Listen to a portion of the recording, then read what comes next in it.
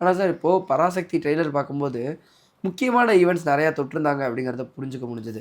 அண்ணா அவர்களையா இருக்கட்டும், மெயினான ஒரு தமிழ் ஈவென்ட்டையா இருக்கட்டும், ஒரு என்ன சொல்றது, பெரிய மேசக்கர் நடந்தது பொள்ளாச்சியில அந்த விஷயங்களா இருக்கட்டும். ஸோ உண்மை சம்பவங்கள ரொம்ப உரக்க சொல்ற ஒரு படமா இருக்கிறதுனால அதுக்கு பிரச்சனை வருதா? இல்லைங்க, அந்த அடிப்படை கருத்தே உங்களுக்கு ஒத்து வராத ஒரு கருத்தா இருக்கு. ஓகே. இப்போ இந்தி திணிப்புங்கிறது நம்ம இன்னைக்கு நேத்து எதிர்க்கல. பாவேந்தர் பாரதிதாசன் காலத்துலேருந்து எதிர்த்துட்டு இருக்கோம். ஓகே. இல்லையா? அப்போ என்னடா அது அது நீர்த்து போகாமலே இருக்கே தமிழ்நாட்டில. அது எப்போவாவது அது நீர்த்து போயிடும். யார் வேணாலும் உள்ளே வரலாம். என்ன வேணாலும் பண்ணிக்கலாங்கிற ஒரு எண்ணம் அவங்களுக்கு இருக்கு இல்லையா?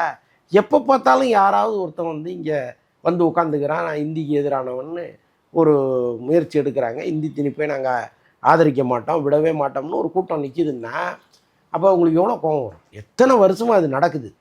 அப்போ மீண்டும் அது அந்த நெருப்பு அப்படி அணையும் போது ஒரு பெட்ரோலை ஊற்றுற மாதிரி ஒரு படம் இங்கே சேருது. அப்போ அது அவ்வளோ சீக்கிரம் விட்டுருவாங்களா? அந்த அந்த கோபம் இருக்கும்ல.